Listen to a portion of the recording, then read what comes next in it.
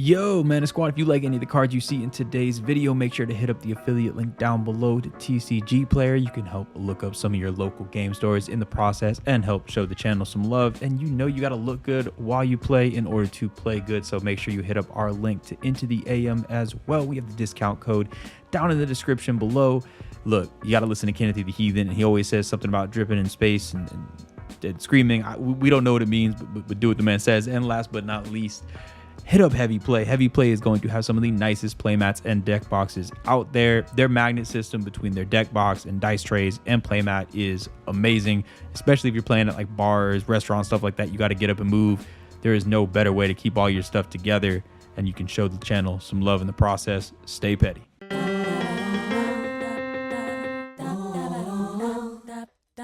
Welcome back, everybody, to another episode of Command Center. We like to put our favorite commander, maybe even yours, front and center. And you know we can't do it unless we play those three dangerous letters, EDH. What does it stand for today, Hadoken?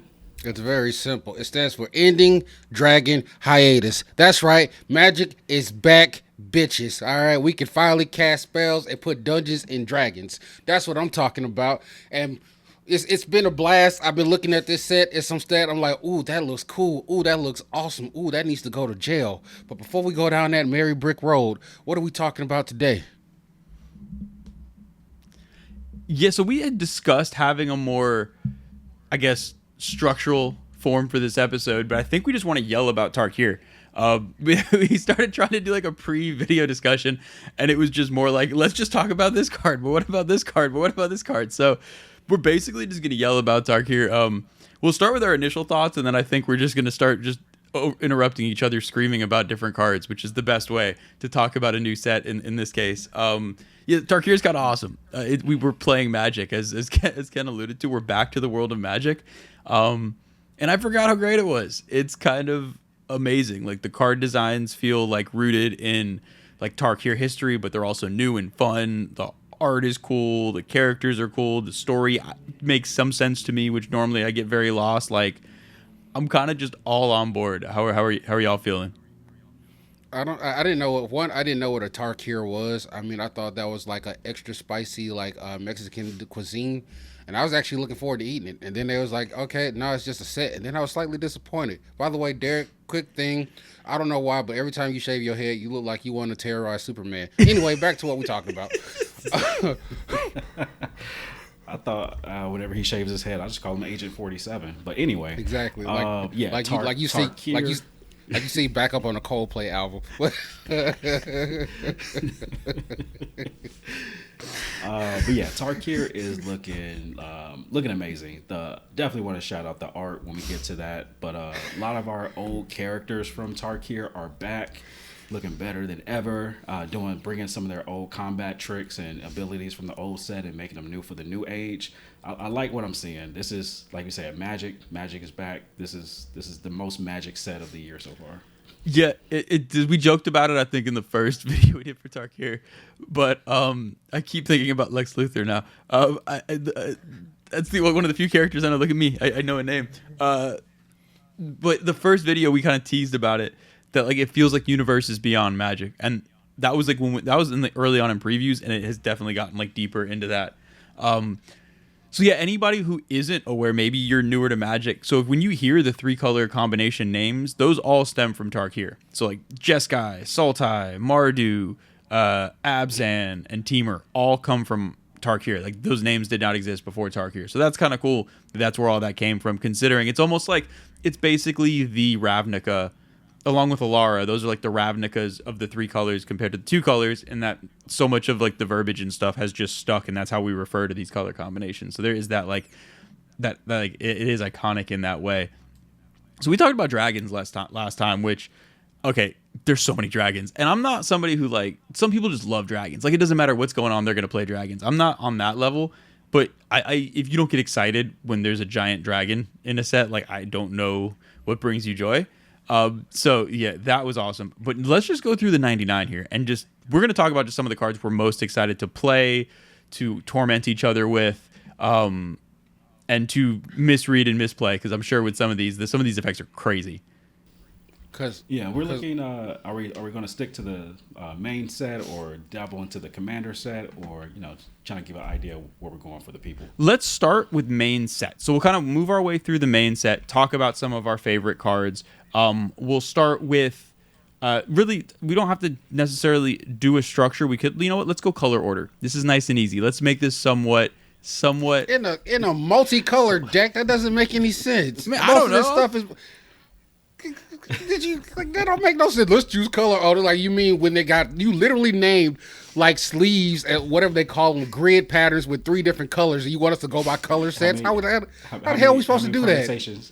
How many permutations is this? All right, it's gonna be like 7,000. Okay, screw it. We're just gonna go whatever we're feeling, whatever excites us the most. Someone yell and we'll start going about it. So we can just go down the list. I just gotta say, I'm glad that we got back to dragons. Everybody know dragons are just dinosaurs with extra steps. As I was telling Derek after he got done, harassing Austin Powers that one time, that we need more dragons in this set, so we need to get it popping.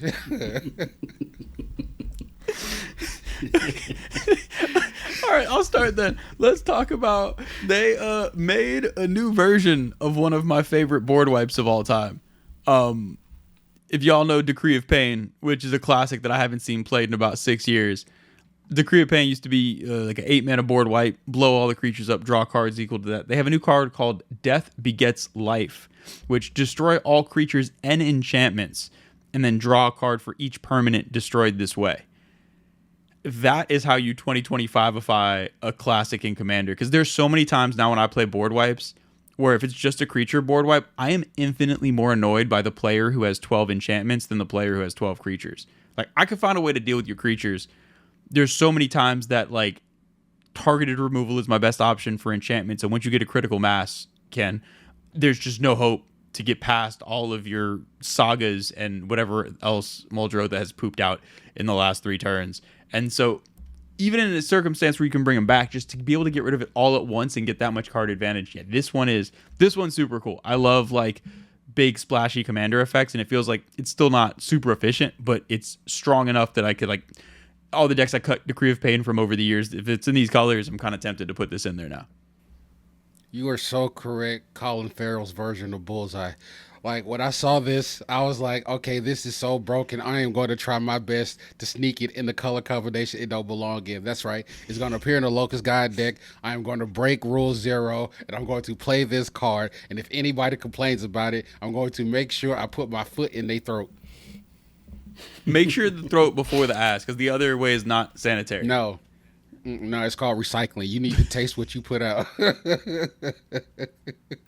Yeah, Second so harvest. Since we don't have any specific color combinations we focusing on, like every time I scroll like and see a new card, I'm like, oh my, like how do they allow this? Like some of these enchantments are just crazy. We're doing abilities to just pretty much synergize with anything that you're doing in Tarkir, and especially stuff from other sets too. Like there's so many different combinations you can blend from Tarkir with maybe like something from Dustmourn. I see some stuff that we can probably even taking it back to like stuff in the graveyard. It's like Amonkhet a little bit Amonkhet-ish, like dealing with graveyard removal and things coming back. One specifically is this white enchantment for 3 and 2 white called Smile at Death. It sounds almost like was it Alesha who had that similar title? Yeah, she's Khan Alesha ensures our survival. Now we will forge our future. Zorgo. Bars. All right. So what this enchantment does, at the beginning of your upkeep, return up to 2 target creature cards with power 2 or less from your graveyard to the battlefield. Put a 1/1 counter on each of those creatures. You can grab 2 low drops. This is the Revelark. Revelark. Revelark. The angel, the spirit, whatever. It brings back 2 small things from the graveyard. Just sitting on enchantment on the battlefield. What are we doing, people? No attacking, just upkeep trigger. This is getting out of hand. I do love, and that's one of my. I've been trying to look in this set, like finding all of the references to some of the past characters, whether it's Dragon Lords or some of the past cons that have been mentioned in previous sets. So yeah, to have the Alesha reference, and I think that's Alesha in the art, I believe, in like the purple lightning and everything like that. Like that's kind of awesome. So yeah, that flavor wise, it's a win, and that also seems. I mean, it's basically a luscious effect on there, so that's kind of awesome. You're 100% correct. I sell meth bane. So going off the top of the list, I have to give credit to where credit's due. This card I saw and I was like, people are going to fight me if I play this. And I welcome the challenge. It's called Dragonback Assault. First of all, I just saw it. I looked at the card. I was like, what is that? What is this? It is a whole goddamn problem. That's what that card is. It is a whole goddamn problem. First of all, let's look at the art. That is the definite. It is how they are literally jumping people in. This is how you get into the Dragon Gang. Okay. When I looked at the art, I was like, Jesus Christ! Game of Thrones should have saw this card and taken heed. I don't know who the artist was, but he was feeling himself when he was drawing this. He was outside in the rain, buck naked, with an oil paint canvas, just sitting there with Princes of the Universe from Queen playing in the background with a fog machine. He look at the artwork. He was doing work, or she, or look, they. I don't know. This says Dragonback Assault, but what I see is drive-by. Flyby. This is a flyby. Like this is a gang initiation, like you said. Like this is a Geneva Convention. Like call somebody. Like who we got to what we doing here? To quote Cedric the Entertainer. To quote Cedric the Entertainer, this is threats, okay? This is threats. This like when this hits the flow, next thing you know, shawty got low. I'm just letting you know this right now. When this hits the table, arch enemy automatically. I guess we can finally tell the people what Dragonback Assault does. That would be helpful. Yeah, that's part of the. Okay. It says take off your shoes, socks, and walk home on broken glass. That's what the fuck. All right, let me go ahead and read it. It says, when this enchantment enters, it deals 3 damage to each creature and each planeswalker. Everybody's catching it. Even my side, everybody's catching it. All right, and whenever, it also has a landfall ability. Whenever a land you control enters, create a 4/4 red dragon token with flying. It's a good thing it's hard to get lands in play. It's a good thing lands don't come into play in Commander. This would be a problem. You didn't even read the flavor text. Oh, my bad. Can you read that for me? Yeah, it says go so well with your bitch ass. That's what it says. Oh God, I saw this card. I was like, you know what? This is my commander. This enchantment is my commander. I don't care. I'm breaking the rules. Every deck that Ken plays, he's going to start with what looks like a commander out, and after turn 1, you're going to look back, and this card's going to be in the command zone every time. It's like, Ken, I thought you were playing mono white. I don't know what you're talking about. It's Dragonback Assault. I don't know why you thought any different. It's like they probed my mind, and they was like, we need to create a card for Kid. And the light shined, and the skies opened up. And angels fell down and said, "You go to hell." All right, what's catching your eye, 2020 Jameson? see, now you get it. Oh my God, we talked about this before, but I'm gonna talk about this now. It's gonna be Storm Scale Scion. What I love about the set is they decided that. If they decided that even if you're not playing dragons, you're playing dragons.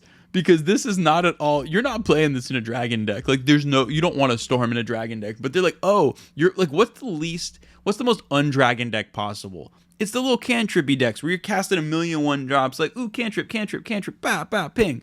And they're like, how do we make you play dragons? This card. Because this is literally just like a storm payoff in the most dragon way possible. And that most likely you're going to end the turn with like 30 dragons and just say, pass, good luck, everybody. Y'all are dragon food. Like, that's what this card is basically yelling at you to do. Also, like the pun in like the Storm Scale Scion and like the Storm Scale of like they would never print Storm again, which, spoiler alert, there's Storm in this set. there is Storm. It is here. Oh, this card is great. For someone who doesn't play dragon decks, even I can play 1,000,000 dragons and let Ken know some of what it feels like. You know what? Able-bodied Charles Xavier is correct. This card does go ham sometimes, and it could be a whole problem. It's not as big as a problem as the card I put out there. Y'all are missing the best reference yet. I'm hoping you're saving it for last. There's one I am expecting and hoping, and it has not happened yet. So I'm gonna be sitting here waiting for it. Dale. All right. Start. I think Ken, you're up next. Oh, okay. I'm sorry. So I could give a shout out to the Mythics. I could give a shout out. First of all, I'm not even shouting out Elspeth because I think that was a whole damn problem. Like, I think like whoever created that needs to sit in timeout for 5 minutes because that is a game winner literally on its own. We just had a conversation about how it literally punks the other Elspeth, which is a 6th mana one that creates 3/3s, destroys creatures, and it emblems. The 0 is an emblem. I just want to put that out. I'm not even gonna mention this card no more. Shut up. I want to talk about these lands. All right, where the lands be. All right. These lands look so amazing, and I want to talk about this one in particular. This land is called Mistrise Village. First of all, they must have took cues from Lord of the Rings because this has some Rivendell qualities to it. I love the fact that its tap ability is you tap is blue and you tap the next spell that you cast can't be countered. I love the way it looks. I love the flavor of this card. Even the flavor, it says there's always an influx of visiting teamer families when what is this? I'm not, it's too, I can't, whatever. When the geothermal vents are most active. Sure, why not? It's Okay, very cool. tiny text. So, yeah, good stuff. But I just love the way this card looks. I love the flavor of it, and you can't stop my dragons now because it's coming for you. I'm gonna counter your spell. You go eat shit and like it because it's hitting the battlefield. They took OG Boseiju and just said, "Yeah, we're gonna take you out back. You don't have a place here anymore. This is just like a not strictly better, but a whole lot more playable than OG Boseiju. You don't have to pay the life. It's not just instants and sorcery somehow." That's wild. I think it's on you. No, it's on me. I'm gonna take it over before Jason Statham takes over. So here's what it is. I saw this card and I was like, wait, this card looks familiar. It's an enchantment called the Sig Ceremony. Okay, whatever. That's new. But it's 3 black to cast this enchantment. It's a legendary enchantment. It says creature spells you cast cost 2 less to cast. All right, first of all, busted. Just a little bit. The second text says that whenever a creature you control enters, if you cast it, destroy that creature, then create a 2/2 black zombie druid creature token. So essentially, if you cast a creature, it dies, and then you sack it, and then you create a 2/2 zombie token. So you got a body on the table, creature in the graveyard. It might be some shenanigans you want to do with that, but this takes me back to an old card from Ravnica called Blood Funnel. This was a black enchantment for 1 in the black. Pretty much says the same thing, but it says non-creature spells you cast cost 2 less to play. And whenever you play a non-creature spell, you have to sacrifice a creature. So it's kind of doing something a little bit similar to that. You get a little bit of a payoff, but also something you have to sacrifice in return. But, in this set, blacks wants, or pretty much anything soul tie. It seems like maybe a couple of other, are we calling them wedges, or what are these? These are these other color. I think that's a good point. I think originally it was like wedges and shards, but I think they just call them the clans. I actually don't know what the...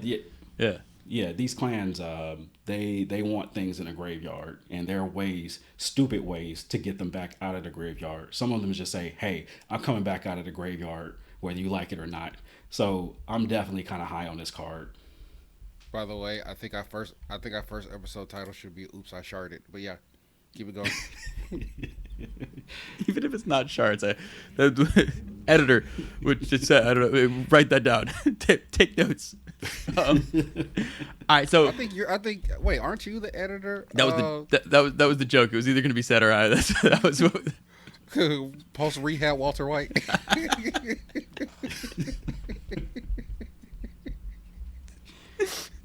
I'm the one who knocks. It's the only Walter White quote I can think of. Okay, so there's one card here that we need to preemptively only ban from Ken. Lacede Prowler. It's 2 and a green for a 5/5. When it enters, you mill cards equal to the number of lands you control. Which is like, whatever, you know, he's gonna the next part's the problem that I feel like I'm gonna die to. You pay 1 and a green, exile this card from your graveyard, put X +1/+1 counters on target creature, where X is the number of lands in your graveyard. Activate as a sorcery. I just have a bad feeling Ken's gonna kill me with that a lot. I just feels like every deck he plays, he has so many lands, he can just immediately play this, mill half his deck, sack it, activate it, kill me. I don't like that. Wait, what is this? The blue, the one in the blue? This is 2 green. It's it's a Snake Ranger, which is a great creature type. Yeah. I didn't know there were Snake Rangers. It sounds like it. This can definitely go in Ken's Black Panther, not the actual Black Panther, but the Windgrace Lord Windgrace deck. Yeah, the Jund one. And you get this on anything with like flying or evasion. Like that Birds of Paradise you had is all of a sudden a lethal threat to the world. Yeah. But I would also just personally play it in my Quorum, the Undertaker deck too, because I love milling myself. I love making my creatures large. Yeah. It's definitely you're gonna get hit by it. Sorry. But no, you're good. So that's not my favorite renewability though. I wanted to bring that one up because I figured Ken would like it. But my favorite renewability, this is my favorite card in the set, and I probably brought it up already. It's not the Villainous Wealth Creature, as much as I do love that. My favorite card is Naga Fleshcrafter. This card is so silly. It's 3 and a blue. You may have this creature enter as a copy of any creature on the battlefield. So it can enter, it's already just a clone effect. But then it has renew for 2 and a blue from your graveyard, where you can exile it from your graveyard. You put a +1 counter on target non-legendary creature you control, and then each other creature you control becomes a copy of that creature until end of turn. Banefire Dragon. This is a one-sided mirror weave. It mirror weaves for you, and it can also be a clone early game. So that's what I love about this is like, if it's in your hand, clone anything. Oh, by the way, now that it's dead, I got a board now. I'm picking the most problematic creature, turning everything into a copy of it, and just killing you. Like this, there are going to be so many fun ways to kill people with this card, because Mirror Weave was a card that it reminds me a lot of Mirage Mirror, where it's hard to imagine what it's going to do when you're building the deck. It's very few decks do you put it in where you just know this is my plan. You don't put it in with the plan. Exactly. It's more like you know something cool can happen at one point. And so with Naga Fleshcrafter, you can clone, and so at its worst, you already have just not even a clone your own creature, clone anything at its worst. But then on top of that, getting this finisher built in for 3 mana, that can win games in the strangest ways possible. I have my Sidisi deck, which is all about graveyards, all about tokens. It is not hard for me to get out 10, 15 zombies, a whole bunch of creatures no one cares about. If I get one impactful creature out of that bunch, turn them all into copies, it's basically like in certain decks is like a 3 mana Crater Hoof in effect because of what you're doing to your board. Like that, this card is so cool. It's so much fun, and it's going to do weird stuff. Like I think every time you activate it, it's probably going to target something different. Ken does not look amused at all.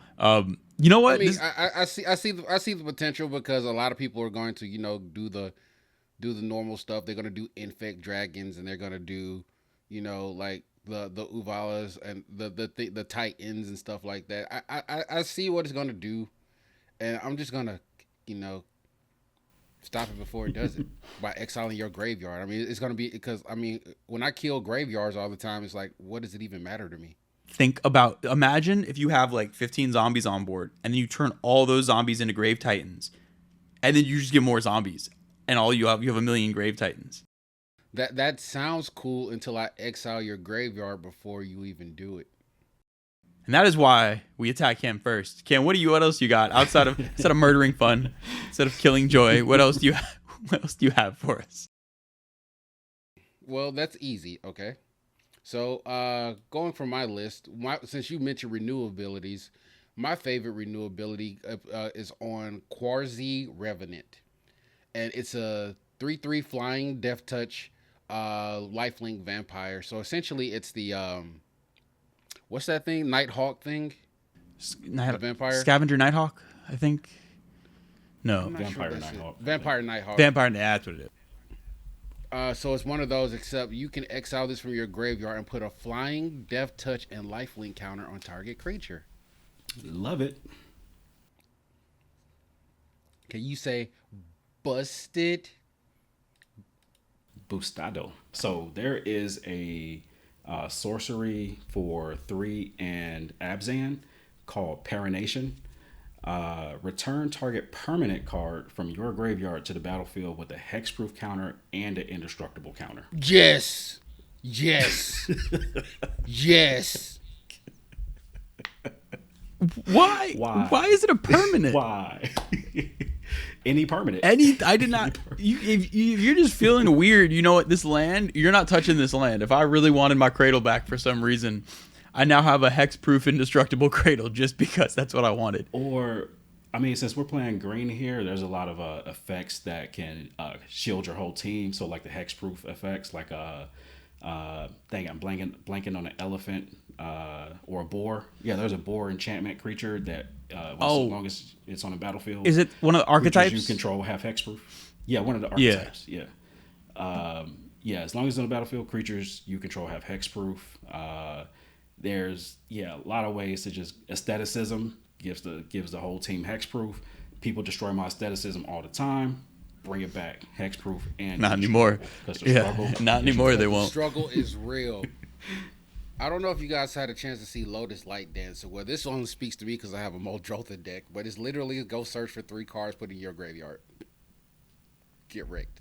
You put that on the Ken ban list. That's one that I don't want to see. Yeah, why? Yeah. And that's on a creature too, isn't it? So you could just keep bringing that back. Yep, keep bringing it back. Keep bringing it back. Keep bringing it back. Play it, sack right, it. What you got, Mr. What you got, Mr. Worldwide? I'm a fireball. There we go. That's what I was waiting for. I was waiting for the Armando. That's why I said no. die. I didn't. There we go. I did not want to do. No, I did not want to give him Pitbull. So, next one I want to talk about is I love having creature options for spell effects. As someone who plays a lot of creature-based decks and different things like that, so I love getting weird different effects for that. And they added another one in this set that I'm a big fan of, and it's Fangkeeper's Familiar. This one is a 4-mana. It's 1 in Sultai for a flash 3/3, and then when it ETBs, you get to choose one. You either gain 3 life and surveil 3, destroy an enchantment, or counter a creature spell. So it's an ETB effect. So in creature-based decks, this is just effectively going to be one of your like flexible counter spells where you can get rid of enchantments, counter creatures, or just mill yourself more. So if you're in the type of deck that is recurring creatures constantly, like a Muldrotha, you can effectively have ways to sack this and keep milling yourself more, keep destroying enchantments every turn, get that utility out of it.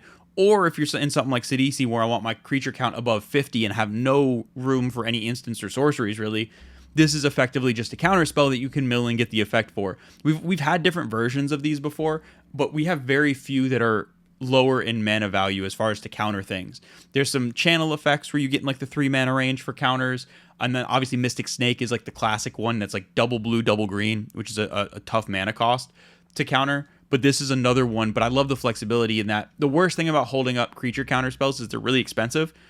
And if you don't have a place to use it, you held up mana for nothing. The fact that this one also destroys enchantments and surveils and gains you life. If you hold up the 4 mana, worst case, you're still going to further your game plan and you're not going to feel like, oh, I just wasted an entire turn holding up mana for something I couldn't counter. So, big fan of this one. And it's just, again, it's going to be like probably like a 50-cent bulk rare, but it's one of those that like you're going to have decks for it. And it's especially in those creature-based decks, it lets you just lean way further into the theme. And I think I've named almost all Sultai cards. I need to mix it up. I need to find something in a different color combination. Yeah, mix it up a little bit. Yeah. Ken, do you have anything else? Because I got something. Honestly, yeah. Actually, I'm gonna just transition here, and a lot of this is what you're saying here, like with the Sultai and whatnot, the graveyard focus, and Ken threatening to exile our graveyards. People, it sounds like we need to start doing the protection plan. All right, this is your insurance.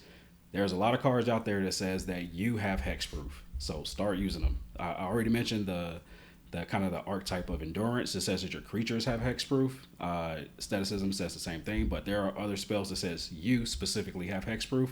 So that way your graveyard can't be targeted. However, if someone plays something like Ashiok, the 3-drop planeswalker, then sorry, it's not going to protect you from that. Nothing protects you from that. The sadness is Ashiok. I play Ashiok, but Black Lightning, I sell drugs to the community. Like, what are we doing here?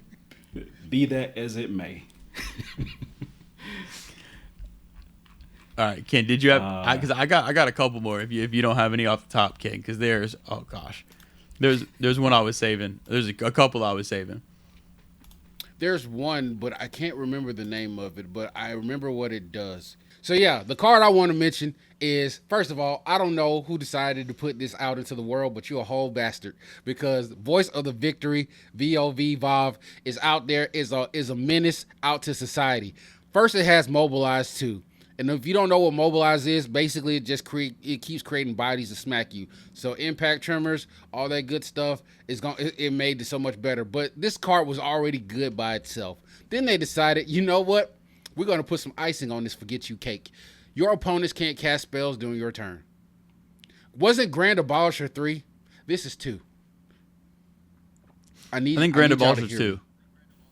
Well, I think that way. Yeah, Grand Abolisher was 2 white, right? Yeah.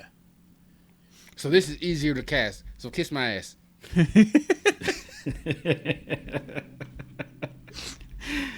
Oh god. Okay, so yeah, Voice of Victory. Those effects are so. Oh gosh. All right, Delarise. Let's see. There's just so much that this set is doing that I'm loving. I think maybe just one more card I wanted to talk about. Kind of in a sense of what Ken just said. Like Clarion Conqueror is 2 and a white. 2 and a white for a dragon that is a 3/3 flyer. Activated abilities of artifacts, creatures, and planeswalkers cannot be activated. This is shutting all that down. So this is, I think, reprint number 2 or 3 of one of those like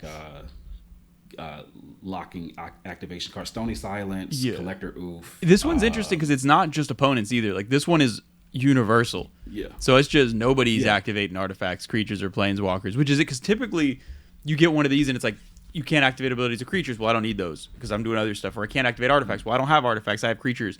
This one is interesting because it's like finding the spot for that. I guess you just don't want any activated abilities in your deck if you're running this because it's just like you're telling everybody no. Well, especially, I mean, if you're doing flybys with the dragons, then yeah, you don't need activated abilities. Activate these knuckles in your throat. That's the only thing we activate over here. Knuckles was not the insurance bill. Knuckles was not the word I expected after I heard the first sound of that word. I thought that was going in a different direction, but that's only for the Patreons and the OnlyFans subscribers. All right, I do have a couple more that are not Zoltai. One, Ken, I feel like you're gonna know about this card because this feels like it's gonna be good in other formats too. Corey Steelcutter seems absurd. Like this one is one that I've been wanting to test, but it's currently kind of expensive, so I don't want to get it yet. So Corey Steelcutter is 1 in a red. It's an equipment. Yeah. Oh yeah. So it's 1 in a red for an equipment. It costs 2 to equip, 1 in red. Equipped creature gets +1/+1, has trample and haste. So already like you're giving trample and haste, which is fine. But it has a flurry effect. Whenever you cast your second spell each turn, you get a 1/1 white monk creature token with prowess, and you may attach this equipment to it. So effectively you keep getting prowess tokens every turn and can keep equipping this equipment to it, giving these tokens trample, haste, +1/+1 on top of it. So if you're in any sort of storm deck, not only are you going to build up a giant trample token, but if you keep casting 2 spells a turn, which in these types of decks you will, you're also going to end up with an army of prowess creatures, which again is like a build your own Craterhoof type thing, and it's a 2-mana card. Like I could see this in like I don't know anything about standard, but this feels like the type of card in a 1v1 format that would go insane because of the fact that you're getting that much effectively creature advantage off of 2 mana just for playing the game. So basically, this is seeing a lot of play in standards. There's a Izzet deck with this, and there's also a Boros deck with this. it goes nuts because honestly, when two and you think this is stupid, wait till 2 or 3 of them hit the battlefield, and mind you, every turn that they're just popping off, it is getting dumb. I Like you're forget creating that there's non-singleton formats. You could just have 4 of these Yes. out, and then every turn you're getting and just 4. keep and every turn it pops off. And the new stock up card that lets you go search the top 4 cards and get 2, and you just doing it again. It gets so disgusting. And then I think there's a Boros deck that runs this, and the top end finisher, you don't even need it. It's Elspeth 0, fly in to infinity and beyond. This might be the first time I've ever evaluated a card right. I just thought this one was cool, and apparently it's actually strong. Look at that. It is as a matter of fact, even if you run it in mono red, I think you can break this. This actually, I'm gonna say this right now. This might actually get banned. It seems so efficient, and like I can't imagine, especially in a 1v1 format where Commander's weird in that typically things that are happen each turn are a benefit, but when you get benefits for doing things each turn with 4 players, you're unlikely to cast 2 spells each turn because you're going to run out of mana. It's hard to cast 2 spells for 4 consecutive turns. But in 1v1, it's real easy to go 2 spells my turn, 2 spells your turn, back to my turn, 2 spells your turn. And you're effectively getting this every turn. Yeah, I didn't even think about the fact you have multiple. That's absurd. That is... Not just that, but there's also cards like Monstrous Rage, just 1 that gives you +2, and it gives you one of those stupid enchantment coats that you put on. I don't forget what that's stupid shit. But yeah, the wicked roll, curse roll, whatever the rolls are. Yeah. The dinner roll, the belly roll, the jelly roll, and then you put that on there. Mind you, the prowess triggers, so you get that buff. Then you get the trample and the +2. Then you get the jelly roll on top, so you get +4 on a 2/2 creature with trample off the rip. Then that's a 1 mana spell, by the way. And if you have another one tucked in your back pocket, you play it on the other bitch, and he does the same thing. Yeah. All right, I need y'all. I need Samuel Jackson and The Rock to shut up from the other guys. I forget their names right now from that movie. But look, I just came across this card, and I'm mad. This angers me. My foot is shaking so bad it wants to kick somebody's ass. Look, Encroaching Dragonstorm. Did we talk about this one already? Yeah. No, we have not. Encroaching Dragonstorm for 3 and a green enchantment. When this enchantment enters, search your library for up to 2 basic land cards and put them on the battlefield tapped. When a dragon you control enters, return this enchantment to your hand. Dragon enters, rinse and repeat. Go fetch some more lands. Who said that this was okay? So you just explode your veggies every turn. Wait, hold on. Hold on, but it wombo combos you with Dragonback Assault because we won't stop talking about this card. It gets even worse. Hold on for a second, Sid. Hold on for a sec. Second verse, it gets worse. It gets no better than this. Hold on, Sid. Hold on, all grown up Aang. Give me a second. You forget one thing. Shapeshifters are dragons too. Oh my god. Shapeshifters are dragons too. I do love that it felt like exploding veggies got like power crept out of Commander for the most part. And so they're like, what if you just got it back every time? What if you could just cast it as many times as you wanted? Then will you play it? Because, oh my gosh. Yeah. Especially the style of Commander we play. I'm sure there's people out there that are like, play 37 Cyclonic Rifts and 24 Moxen in a deck and are like, why would you play that? Because we like to move slow, okay? We're not trying to detonate a nuclear bomb at our table. We want to beat each other with pool noodles and like it, okay? So yeah. But like in any sort of meta where you're going 9-10 turns, which we do, this is ridiculous. Because if you go from like turn, because you're effectively you cast it, you get 2 lands. So the next turn that you're casting, you're almost casting it for 2. So you could basically take a few turns, kind of like sandbag a little bit. Not that anybody would ever sandbag in a Commander game. Like, not that anyone would hold up 10 drops in their hand and kind of sandbag and ramp, because that doesn't happen. I've never heard of that happening, Ken. Nobody would do that that's sitting here. And you could do it 3 or 4 turns in a row and not lose any card advantage for it. Still keep all those cards in your hand and just keep doing that. Oh my gosh. I'm gonna hate this card. Give me 6 months. I'm gonna hate this card so much. It's gonna be like top 10 on my list of like irrational cards I want, man. Just because it won't stop being cast. Intet is about to get an upgrade. Intet is about to be a real dragon deck, I think. Oh no, wait, yeah. You have clones in there, but they're not changelings though. Yeah. So they Intet will be stupid. They will be. Intet about to be a whole problem for the first time ever. Intet's about to be. Yeah. It's already a problem. It's about to be more of a problem. So. All right, what you got for us? The other one, and we referenced this beforehand, and I want to talk about it more. It's New Way Forward. So New Way Forward, I always want to call it No Way Forward because it feels like that's what it should be, but it's New Way Forward. It's 2 and Jeskai, another non-Sultai card for an instant. So for 5 mana, you get to next time a source of your choice would deal damage to you this turn, prevent that damage. When damage is prevented this way, New Way Forward deals that much damage to the source's controller, and you draw that many cards. So you're basically deflecting palming any damage from any source back to the source's controller, and then on top of it, you just draw that many cards. So it's like, what? Yeah, it's like fuck you in particular. Wait. You need to go. You're taking front. It's like the ultimate front hand backhand. Like you're gonna get the front hand of having to take all this damage, but you're also going to get backhanded by having to watch me draw all these cards for the damage that you just try to hit me with. Mm-hmm. Dang. So that's like deflecting palm / a little bit of Nin the Pain Artist minus the damage. Yeah. Splash, expansion, explosion, / I mean, this is just the fusion dance of all the best cards. It almost reminds me in a weird way, and it's obviously not as powerful, but it reminds me of Ink Shield in a weird way. Where it's like it's another 5 mana instant.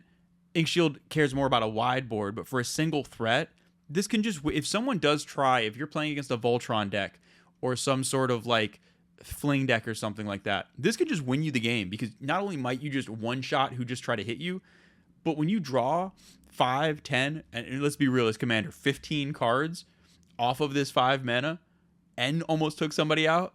Like, this is definitely one of those that lives in magical Christmas land. There's going to be plenty of games where you just hold the mana up, but it is so worth it because the time it works, nothing will feel better than if Ken tries to alpha strike me for like 30 damage and I manage to hit him with this, draw 30 cards, and watch as he manages to get hit by whatever tried to hit me. I'm not stupid. I never alpha strike anybody. I always split my damage up. Don't try me like that. I'm not you. Take that back, albino Thanos.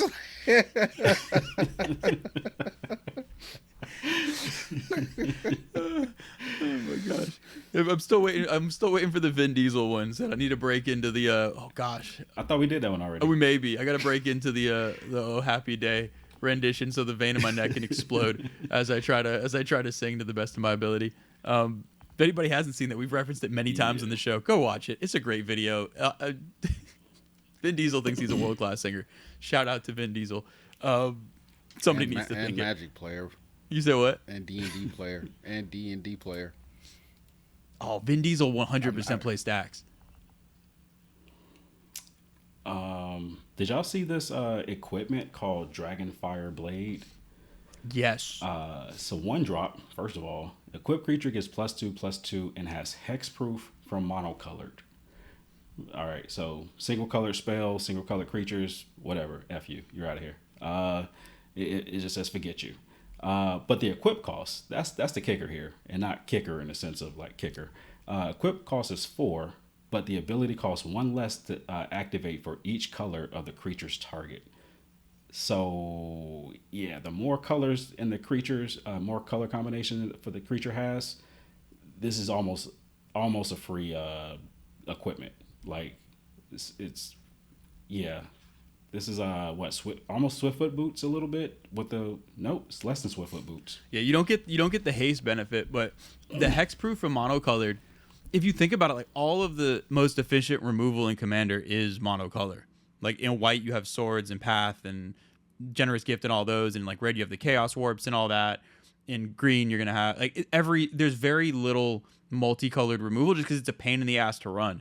Like you try to be super efficient with your removal, so you're gonna play typically the cheapest costed effects, and most of those are monocolored. So you're going to have hexproof from the most important things. On top of the fact that, oh yeah, this is a set where all the commanders are 3 colors for the most part. This is just going to be 1 to play, 1 to equip. Ban, I have protection. And by the way, just +2/+2 for no reason. And then, especially, I mean, people are already doing it anyway, but this set is pumping out a bunch of tokens. A lot of tokens are monocolored, so it's just breezing past all those tokens too. Well, you can be blocked by hexproof. So you can still, because it's not protection, so you can still get blocked. Sorry. I thought it was protection. But sorry. you can't get targeted. So if you do have any protection. activated abilities on creatures and stuff, you're protected from it. So, I'm sorry, my bad. Discount Stanley Tucci.